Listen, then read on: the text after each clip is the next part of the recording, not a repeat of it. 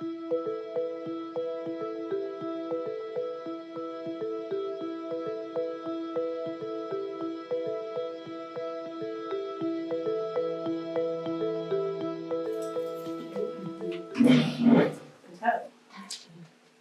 you for letting me do this. I appreciate it. Yeah, this is missionary month for This them. is Missions Month, and I used to travel all over the place, visiting missionaries overseas, helping them, teaching leadership training seminars, teaching computer, teaching whatever. So I don't, since I brought my parents to live with me, I had to stop doing that, so I haven't started back up again. So this is awesome, because I get a chance to talk about missions. I haven't done it for a while. So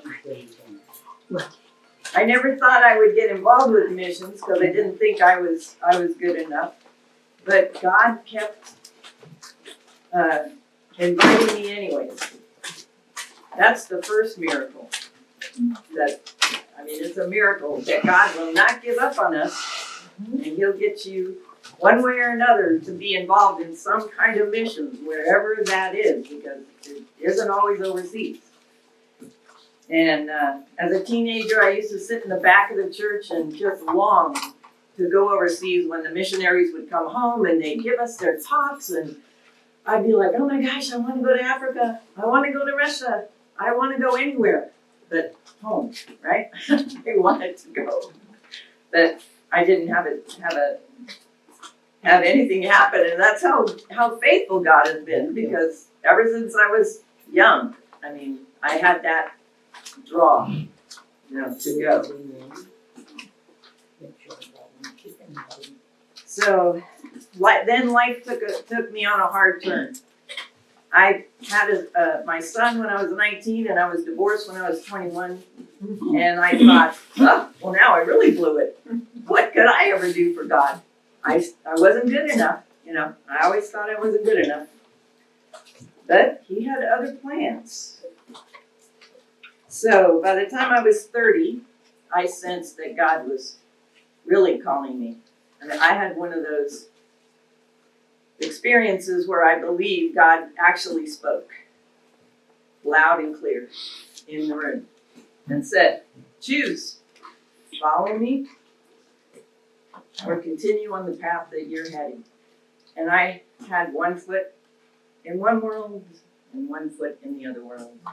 And I was teetering. So I made my choice, and I allowed God to start rebuilding my life.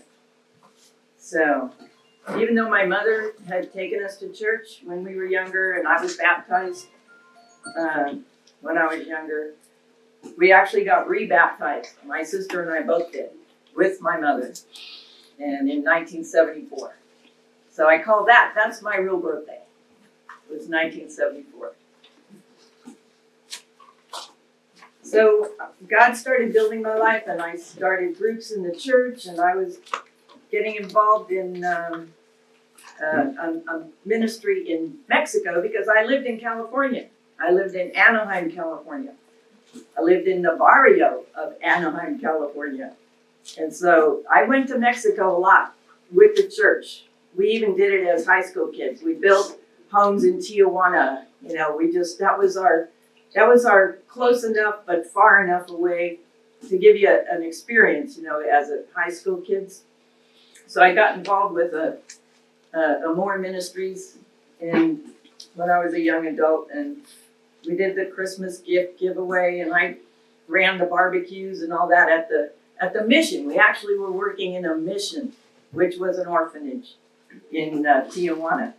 So I always brought my son. By that time, I had my son. My son was with me everywhere I went. So God just continued to open up my world, and a couple of the senior ladies in the church started to step alongside us young ones, and that's why I am so glad I'm here with you guys.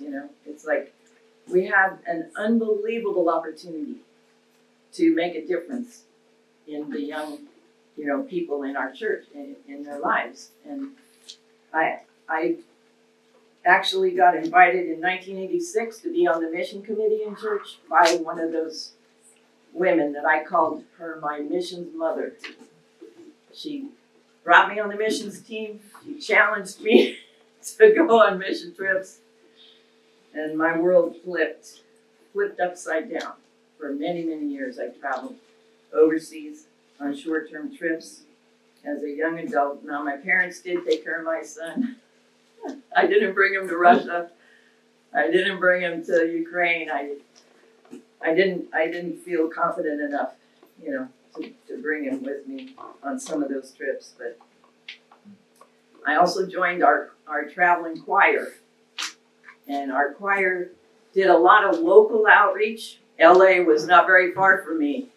And we were in Skid Row, singing on the streets to the homeless, when I was a young adult, and serving in the rescue missions. And then we started reaching out, and we traveled and did evangelistic programs in Ukraine and in Switzerland and Germany, and we were overseas one summer. It was very amazing.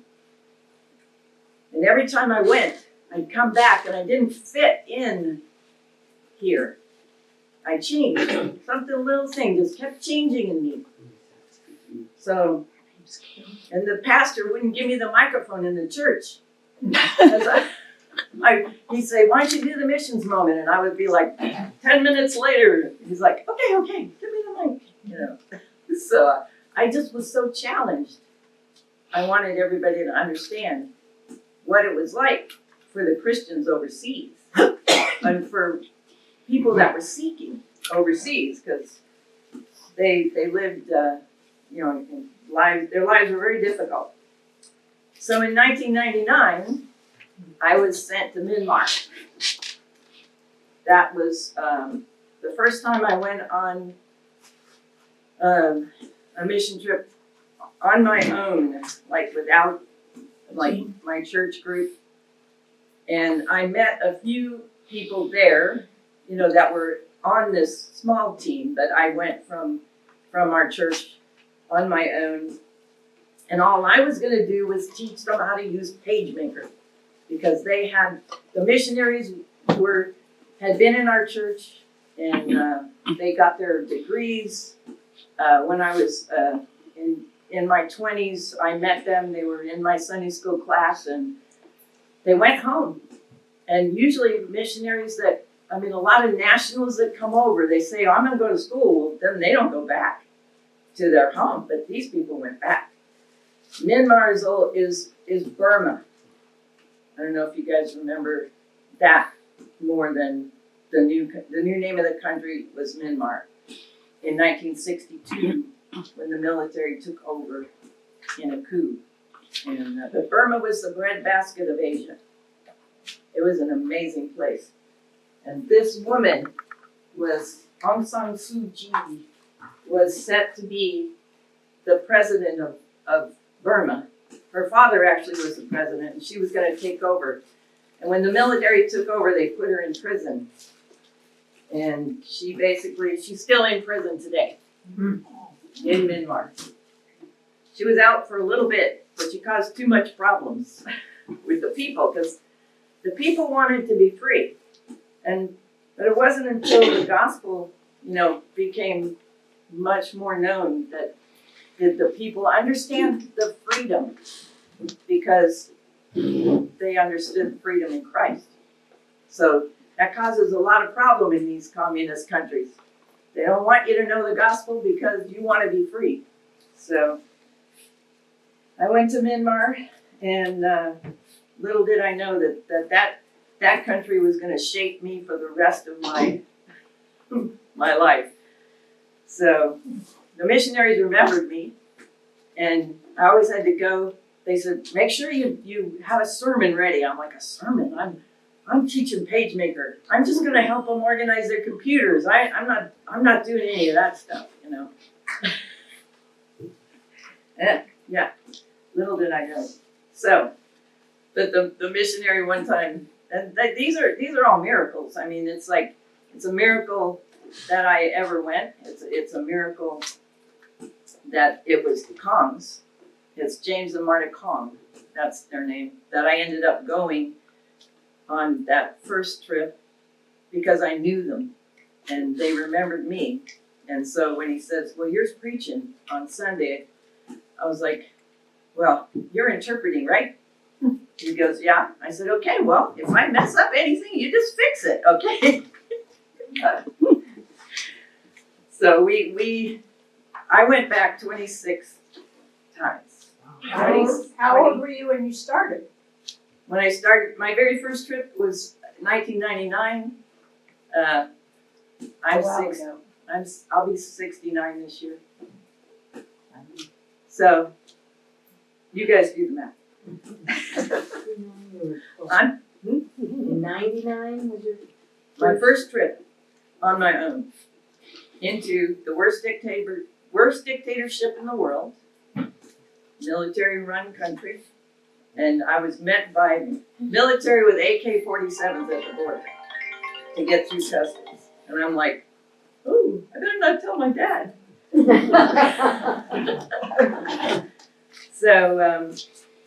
So over the years, I made about 26 trips. The last one was 2017 that I was able to go.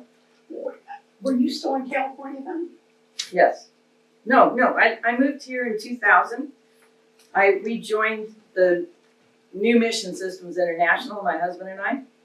We came from California to Florida, joining the ministry to start their media division. So we'd met them because the pastor of our church and my missions mom, they were on the board of New Mission Systems that was located here. It's still here. It's called New International. Is that one, Crumbs were in? Yes, Oh, okay, all right, Kathy's my best friend. okay. They used to come here. You know Dwayne passed away No, I did not. Yeah. When was that? last year in June. Kathy's still here. So, yeah, we went together to Myanmar many times, Dwayne Crum, and he taught on AIDS. And they didn't know what AIDS was. Their children had no ability to make a living or become anything. They really were living a life of hopelessness under the military regime.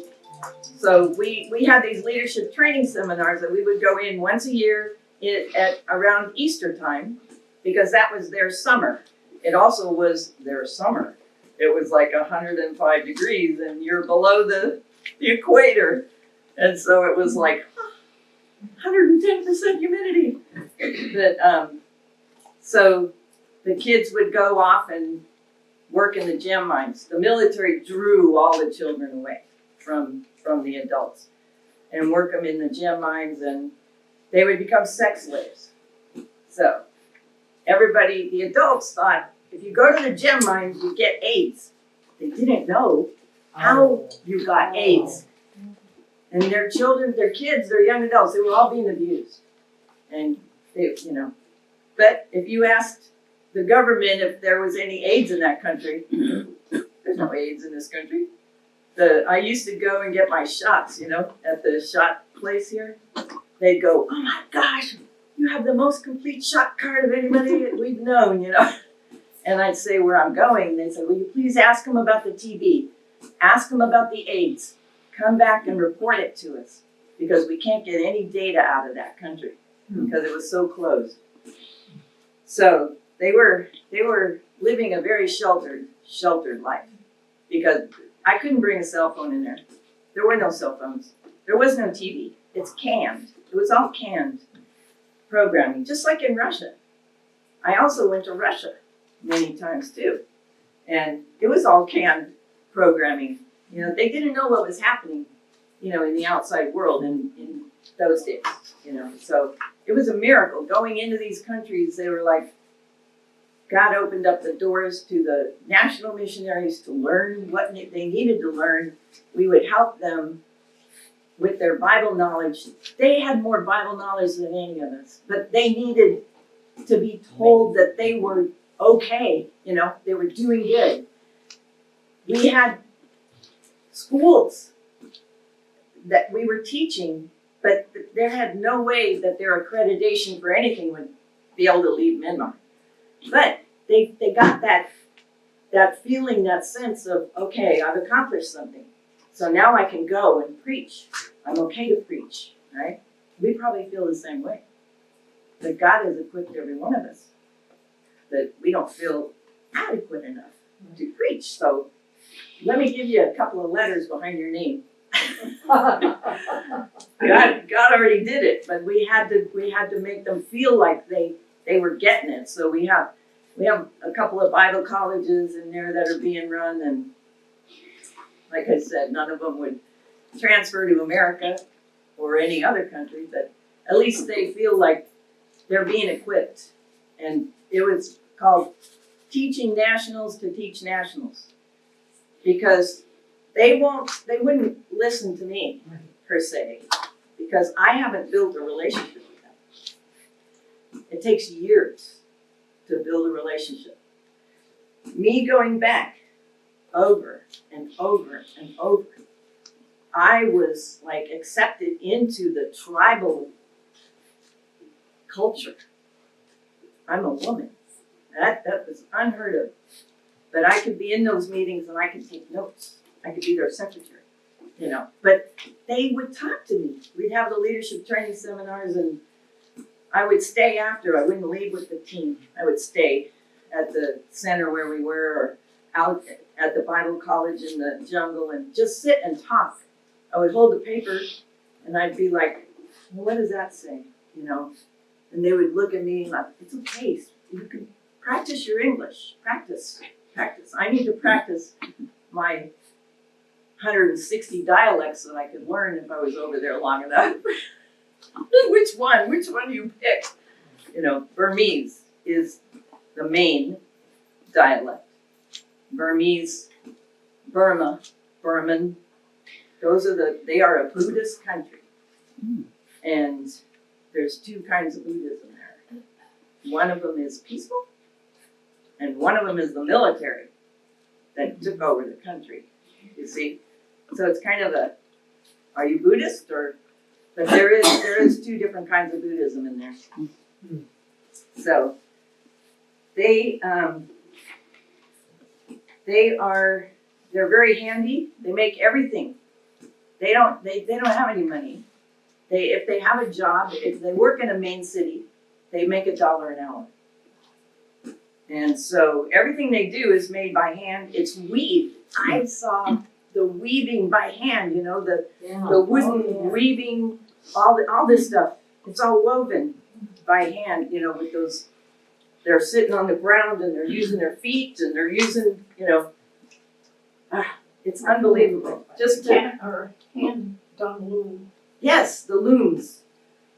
I had, I would be like, you're like back in time. You go back there.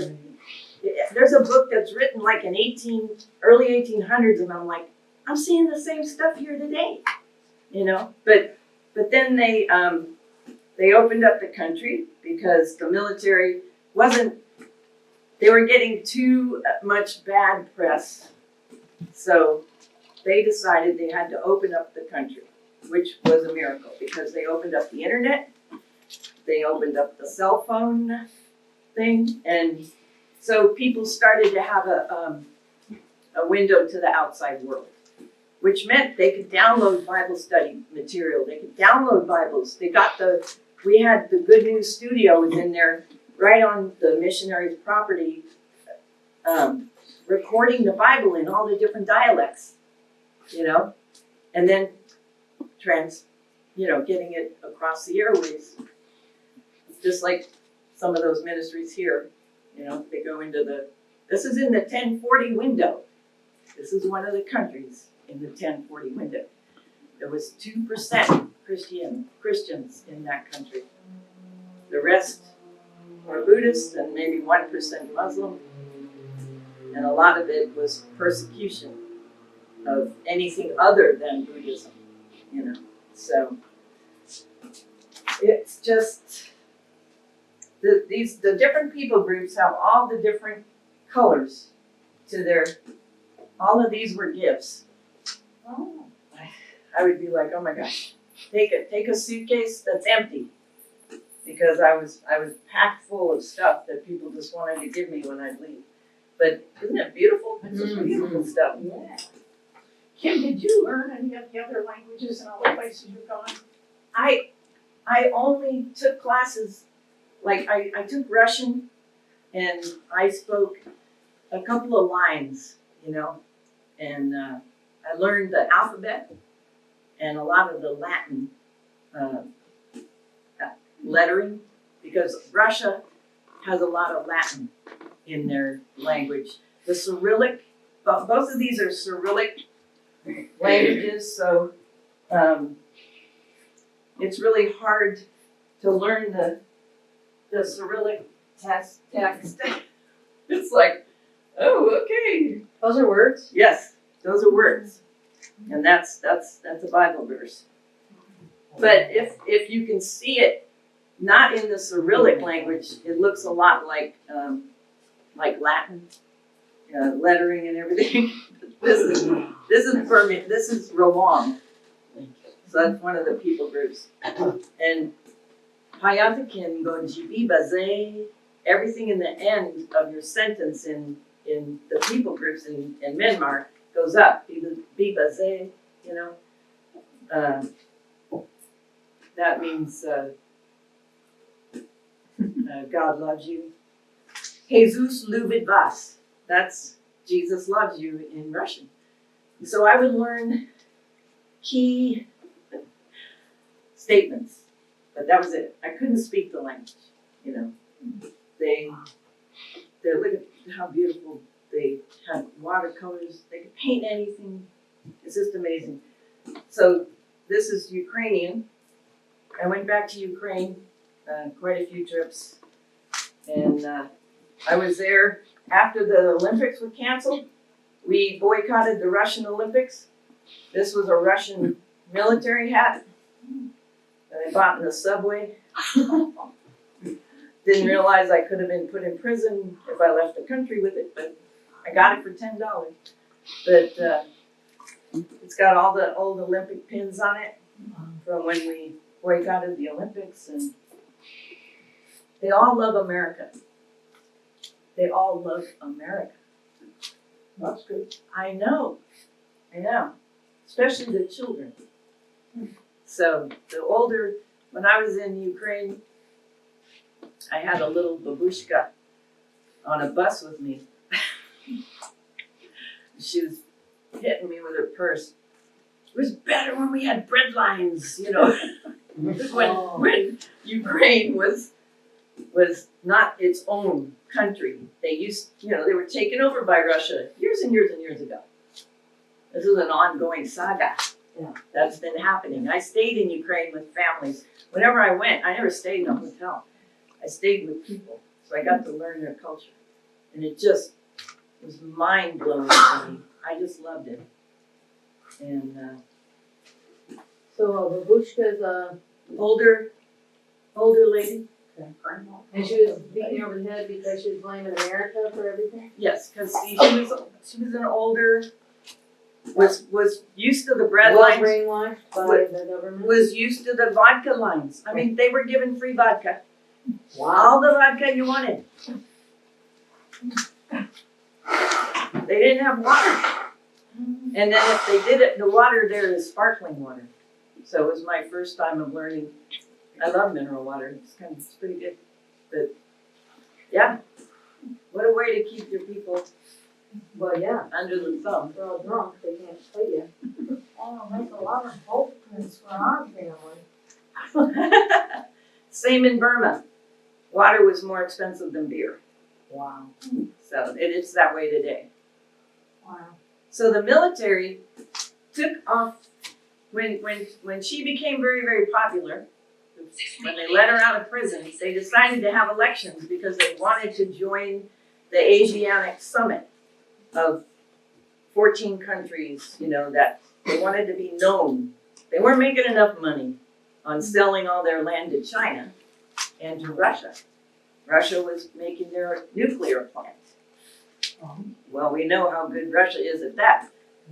All that, their plant exploded and ruined Ukraine, you know. I was there on the Dnieper River after 10 years after the Chernobyl exploded.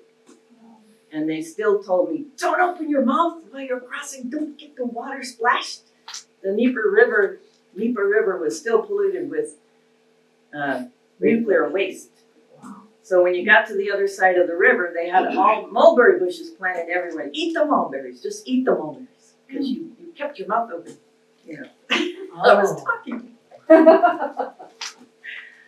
So What were the mulberries supposed to do? they apparently believe that the mulberry fights the cancer that's going to be caused by the nuclear waste. And when I went into Ukraine and Russia, I was going into orphanages and clinics that were being started by a lot of the Christian music artists. Okay, we're starting clinics all around in that area because if your child was born with a birth defect, it was a throwaway. They didn't keep the babies. So if the baby, miracles, right? God saved some of them. So then we had to have clinics and we had to have incubators and we had to have people who would actually care for children that have disabilities. So whole orphanages would be open, and Ukraine was full of orphanages. Now Ukraine was full of orphanages because Big Pharma was in there and they did the majority of our drug testing over there. So before you ever got an aspirin, they tested it over there. And the birth defect, over the roof for people. Because the people are poor, so they paid them, you know. So, but there still were a lot of wonderful children. You know, God saved so many children because of us. Other countries, you know, we sent a lot of missionaries over, and thank goodness they allowed us, you know, they allowed different ministries to open up clinics and have orphanages. And so when I worked for New International, I called it the window to my world in a way, because we had, well, now they have over a couple hundred missionaries serving in different countries. And, you know, I did their newsletters with my husband, and we got to learn all about their ministries, you know. So I have one miracle story that I need to tell you. I went over one of my trips to Myanmar, and we had our biggest team. We had 17 of us. And they came from all different churches in the United States, and we would meet up there in Myanmar. So the country was much more open at that time. We were bringing bigger teams in because it was safer. And she was still out of prison, you know. And so the second or third day of the leadership training seminar, I'm met at the gate, you know, with my taxi, and they're running up to see me, and they're talking. I'm like, hold on, we gotta find someone. Because there were people there, we would have to translate in 4 different languages, you know, from 4 different languages. To get the American-speaking teachers, you know, English-speaking teachers out to 4 different people, so 4 different people groups. So they finally got somebody who understood this young man who said he had a dream from God for me. And I'm like, for me? He doesn't even know me. It's the first time he's ever been to the seminars. And back here at home, I was dealing with my son, who basically he's schizophrenic, and he's going to be 50 this year. It's amazing he's alive. There's a miracle. This is, you know, a miracle from God that he is still alive. And but at that point, he was homeless, and I was working with the Mental Institute here, Ruth Cooper, when it used to be. It's no more. And Salus Care and different places, just to try to get him some help. And so he had agreed to come in. We met him at Ruth Cooper, and I, thank you, Lord. And he basically blew us out of the water because he met this girl and she's gonna let him live with him, you know, with her, and I'm like, oh no, you know, what the hell, right? All this time, so I was like, I couldn't listen to this anymore. My husband, my poor husband, was in there with the counselor, with my son. I went out in the lobby, and I believe that was the first time that I had honestly handed my son over to God in that lobby. Because I had been working for probably 15 years since California, trying to get him on meds and all that kind of stuff, you know. So my husband can even tell you that date because it was a total change, right? So I have a Myanmar trip to go, and I have to lead this team because the pastor that's leading it, his mother died and he couldn't go. And I'm like, oh, I can't go. I can't go. I'm dealing with all the, you know, but I had given up. So my husband and I were taking a special counseling class called Nouthetic Counseling by a local lady in town. So I went to her and I said, how the heck am I going to go, you know, to this? And she said, she basically said a few things to me, and she says, haven't you been praying for someone to come in your son's life? I said, yes. Well, how do you know that this girl isn't the one God's sending? I mean, really? You know? I said, well, I don't know. I guess I don't know. But it just didn't seem like it was in my agenda, right? I wanted him on meds, so I wanted to, whatever, right? So I said, okay, I get it. I give up. I give up. I give up. I give in. And I went and led this team. And this boy had a message for me from God. 3 time zones away. So you know that was the Lord telling him that my son was going to be okay. And it's okay. And he says, it's okay, Mama. It's okay. And I'm like, oh my God. So that was like the 3rd day of a 3-week seminar, and I'm like, okay. And I had to interpret for a guy who was teaching a Celebrate Recovery class because he was so complicated. I had to simplify the English for the interpreters to get it out there. But anyways, I will never forget that. Never forget that. That God followed me all the way overseas. I mean, he knew where I was. He didn't follow me. He knew where I was. I mean, it's hard to even grasp it today that could actually happen. You know, and if, anyways, any questions? How's your son doing now? He's on meds. Is he still with the girl? He married her. Oh, wow. she's my daughter-in-law. I thought she was gonna kill him because she's 6'2". She's from Wisconsin, and I still call her a lumberjack. You know, she's How tall's your son? 5'11". Oh, she can- A little bit. So I got him on meds here, and I had actually put him in the Los Angeles Union Rescue Mission when we lived in LA. And I would go visit him because I worked in LA. And I'd be standing outside the LA Union Rescue Mission, and this guy would be coming out, and he'd go, what are you doing out here? I mean, this is like Skid Row.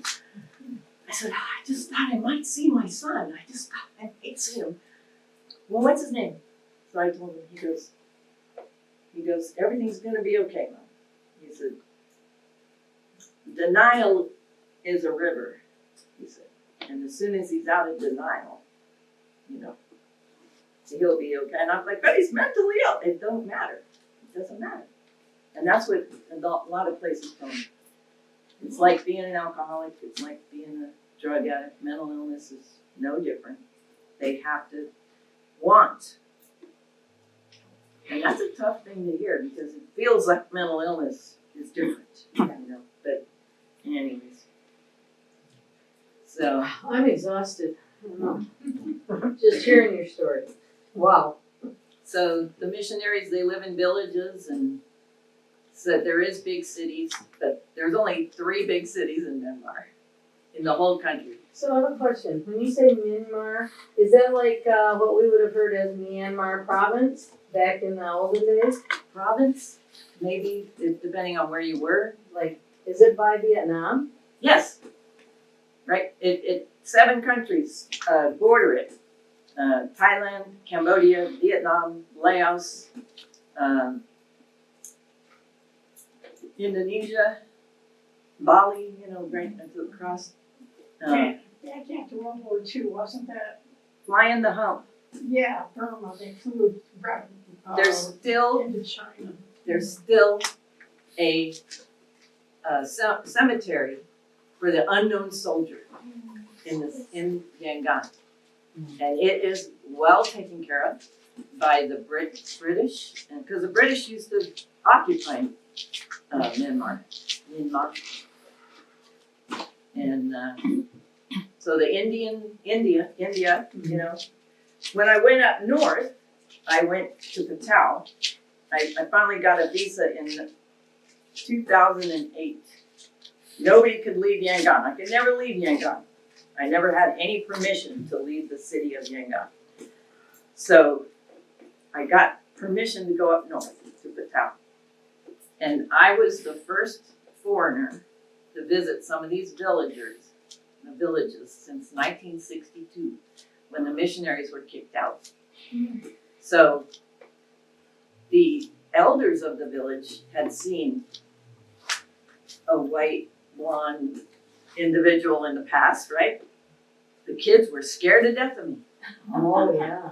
They'd never seen a white person, a foreigner.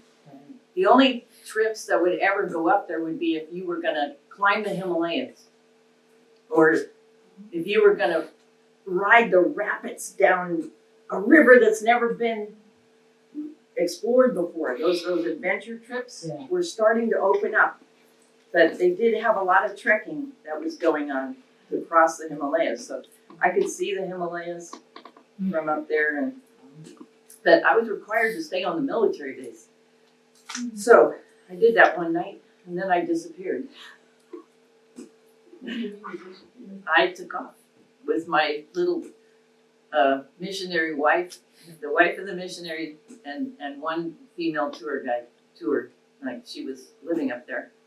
So they took me to 10 villages over the next 8 days. And I got to see where the first missionaries that were up there had set up those villages. And the people couldn't thank America enough for ever sending those missionaries there. Even though they were kicked out in 1962, and I'm up there in 2008. That's how long it had been. And the missionaries that I went over to see, the Kongs, they were born in Patel. So, and the wife's father was one of the first evangelists after the Morrises came in there. And the Morrises were kicked out of China, so they were running from China and came into Myanmar, old Burma, but didn't realize where they actually were.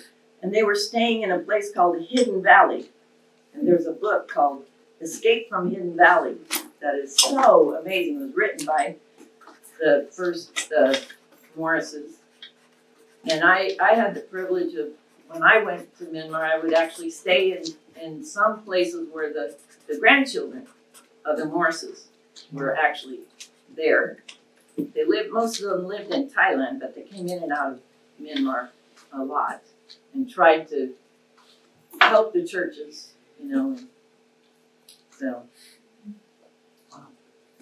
yes. And in Buddhist religion, they believe in reincarnation. So they have multiple chances to get it right. In April, they have what's called the Water Festival. Everybody gets baptized, whether you like it or not. Whether it's from the fire hoses in the street or from the squirt guns on the sidewalk. I got stuck there one time during a water festival, and it was very, very dangerous. But it's like a pagan, it's almost like going to New Orleans for Mardi Gras, right? But in the process, the Buddhists believe if you get wet once a year, you can start over. Your sins are forgiven. Oh. Isn't it? There's correlations, and it happens in April. For 3 weeks. The banks are closed, the stores, most of them are closed. But they believe in water getting rid of your sins.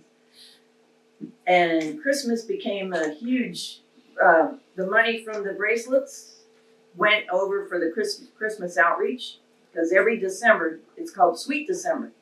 So they copied America having Christmas. You know, Christmas trees even, and decorations and all that stuff. So the missionaries use that time because people are open, people are happy.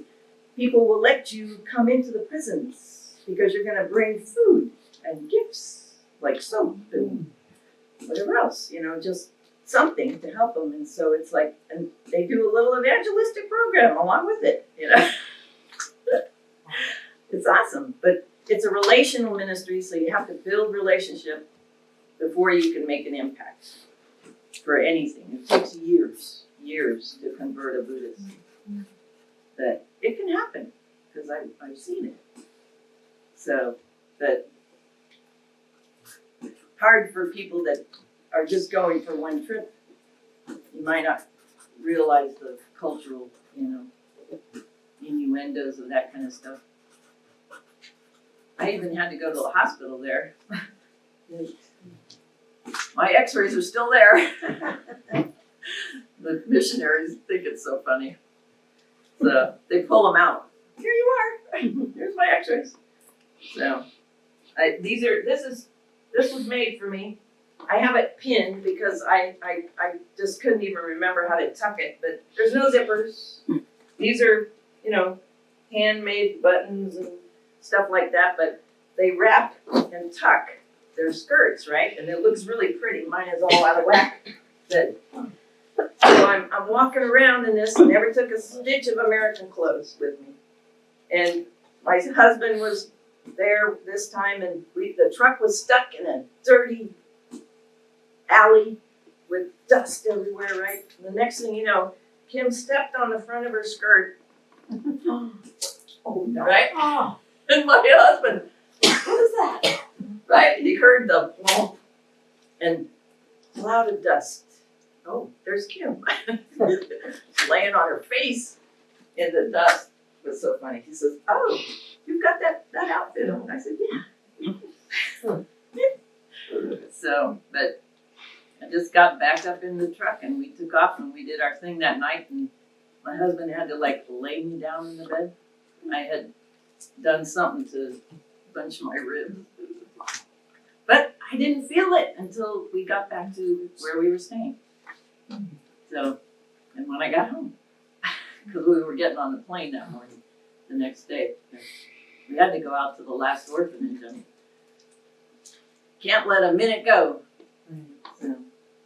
So Aung San Suu Kyi, in 2021, the military had opened up the country and they were allowing elections, and they took off their uniforms and put on suits and pretended to the world. And then her party was the National League for Democracy, started winning too many seats. And so in 2021, they won everything. They would have had the majority because the young people have been opened up to the world, right? And they want freedom. They don't want to live under the military. So what did they do? They picked up her whole party, and put them in prison. In 2021, nobody's seen her since. But the missionary's daughter and all of them, they were all protesting in the streets. And the missionary's daughter, her name is Melody Kong, she won the Myanmar Voice competition. Because when they opened it up to everybody and anybody who could figure out how to make money in this new frontier. And so she won, she was 5th, I guess. She didn't win number 1, but she ended up getting 10,000 Facebook followers and all this stuff. And so when she started protesting, she was way too popular. So they put her in prison. So she just got out this last year. She was in for 3.5 years in Insing Prison, one of the worst prisons in Yangon, the largest prison. But she sang, and sounds like Paul. Okay, she sang, and she held Bible studies in the women's prison, and she got invited back to the prison this last December by the prison guys in charge to hold a concert, which they knew that they would feed them, along with it. And then we've been doing these Christmas outreach probably for about 15 years. So there was a little bit of they knew it, but nobody was ever allowed into these prisons. But they were allowed to go into smaller prisons. And a lot of people accepted Christ. And some of those people would come back when they got released, which was hardly ever did anyone survive a prison stay in Myanmar. But they would come back to Mr. Kong, Pastor Kong, Teacher Kong, and go to his Bible college in Yangon and want to be part of his evangelistic outreach. So she got invited back. They were in Insing prison. The women were able to feed some of the women. They couldn't do it to all of them. But they did get to do a little bit of an evangelistic message to the women's prison. So they weren't allowed to take any pictures. But then there was a couple other prison outreaches where they were able to take pictures of the men, but not the women. So that was amazing that happened. Yeah, she lost 3.5 years of her life, but look at what happened. Look what God did. So and for her, this is like a great opportunity for her, the growth in her faith. Doing that while she was in prison, it changed her. Because she actually had gotten pregnant, and had the baby out of wedlock, couldn't get married because the guy was a Buddhist. He went to Malaysia. But if she had married him, they would have had to raise her son as a Buddhist. Yeah. So thank the Lord, that didn't happen. So God puts us where He wants us. And for me, it was the timing, right? He had to wait, just keep drawing me, till I was in my 30s, ready, changed, willing to change, humble. So we never know.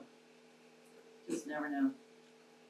And I don't know where or if I'll ever go back, but it's on our list now. Don't go. The State Department list of countries not to travel to. But the missionaries keep saying, well, just come to Thailand and we'll meet you in Thailand, So we'll see. You never know. Thank you. Thank you. He sits up there in front of church every week and we have no idea. No kidding. No idea at all. No. Well, Can I ask you a question? yes. Hold up that royal blue out. Yes. Where is it? This is from the Karen tribe. And here it is. Oh. So Right it's outside. Oh, wow. right. It's a jacket, and they wear. I didn't bring one, but they always had a bag, to Yeah. carry stuff in. And it just depends. This is from the Kalo tribe, but I don't. Is that a special hat or just anybody would wear that? No, if you're from that tribe. Yes, it's Yeah. not a special hat. I didn't bring my leader's hat. I have one woven with cane, and it has the boar's teeth Oh, really? all the way around it, and only the leader wears that. But I actually was given one, and I'm like, oh my God. And I said, why are you giving this to me? He says, because it doesn't mean anything here anymore. Because of the generations, So I said, well, I will treasure it. And they make everything out of jade, you know, and teak. They're the biggest exporters of teak. And kids, now it's different. They got all these plastics from China. Right. I mean, China is taking over Oh, yes. Myanmar. Oh. So it's a frog. You know, these were the things when I was there. Was like everybody wanted a frog. I'm like, I buy a frog, and everybody wants a frog, and then I'm the frog lady in the market, going and finding them for everybody. And then That is pretty cool. That is. I have a whole bunch of nesting dolls. Oh my gosh, I have so many nesting dolls. I even have one that's the president of Russia. It's really pretty. Oh my Really? gosh, yeah. And then this is Ukraine. You can kind of tell it's different, a little different from Oh, yeah. Ukraine's a little more flowery in their painting, you know, and their. But these are nesting dolls too, because they're very similar in culture, Ukraine and Russia. So, and this is a ox horn, Oh, really? just carved as a bird. Wow, yeah. Yeah. And then they have the long neck people. This is a people group, Oh, and they from birth Oh, those, they put those. they put the tabs rings in on the there. babies' necks and the kids, and they oh yeah. Oh, So- Well, it stretches the neck, tendons and muscles, and then when you're married, if your husband gets mad at you, he takes a ring off or two off your neck and you can't You support have your no head. way to support your head. oh, Oh, wow. oh, you just live with those things on there. All the time. Oh, I was gonna say, well, where'd your spine go when your neck got stretched out? Uh-huh. In there, there's just lots of gaps? Well, Yeah. it's just stretched out and like You I don't said, ever develop the muscles Right. because you're never holding your neck up, Oh, really, sitting on right? the rings. That kind of And thing. that basically is handmade, Yes, very detailed. very detailed. and you can die. This is my favorite Christmas outfit. Oh, that's pretty. So, Yeah. Wow. this is the same tribe, Karen. Oh, okay. So you can tell by the little blue and white. Oh, And then this is Lisu. it's what? Lisu, Leads to a different tribe. different tribe. And they have a couple of different. Is that linen or cotton or what? This is like cotton, I guess. This one is a different kind of, softer cotton. A little more detailed. Wow. And they have a different language. So, this is another, It's must be, this is Rawang. So this is the, the Myanmars that I know. They're from the Rawang people group, and the Rawang people group were the first people group to spread the gospel. Oh, they put a couple of hooks in this one for me. So, If you fell down there, figured you needed that. you've got to help those Americans. And they would say, Auntie Kim, your skirt, it's falling down. I'm like, yeah, I know. I wish. Wow. I was always Auntie Kim. And this is how the longi material, this is a longi. Male or female. Men Looks wear like the a skirt or men wear the skirts too. But this isn't made into material. But this is just the Burmese, this is the Burmese style. They do something that's more, The Burmese style of weaving, you mean? the patterns, are different. Like, Right. they're not picking they're not straight. They're not straight. yeah, kind of like that. And of course today it's all different, it's like, I love this one. That's very. That's Nice. cool. Yes. Yeah. I was busting out of this That would look good. button here, otherwise I had this on earlier and I'm like, what if I lose my snap? So, We wouldn't want you to lose your. no. So So I what did they wear wear that So that's a long skirt. This is the, All the skirts went down to the ground. oh yes, Oh, you oh, that's. did not show any leg or any ankle. Oh, But today, That's gorgeous. it's miniskirt. Oh, fun. Oh yeah, they are, I went over probably in, 2000 and, when did I start? I started teaching that Search for Significance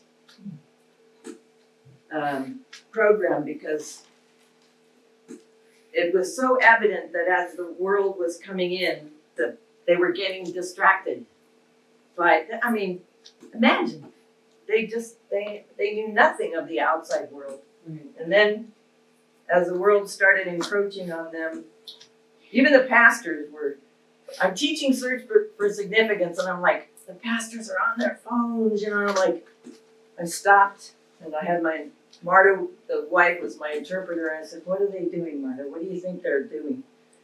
They didn't even know I stopped teaching, you know. right.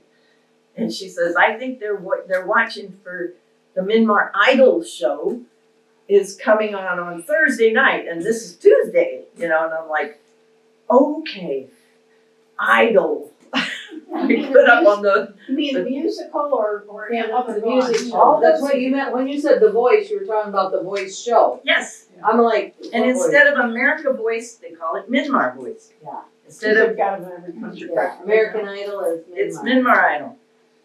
So, and, And the government probably encouraged all that because it does distract from God.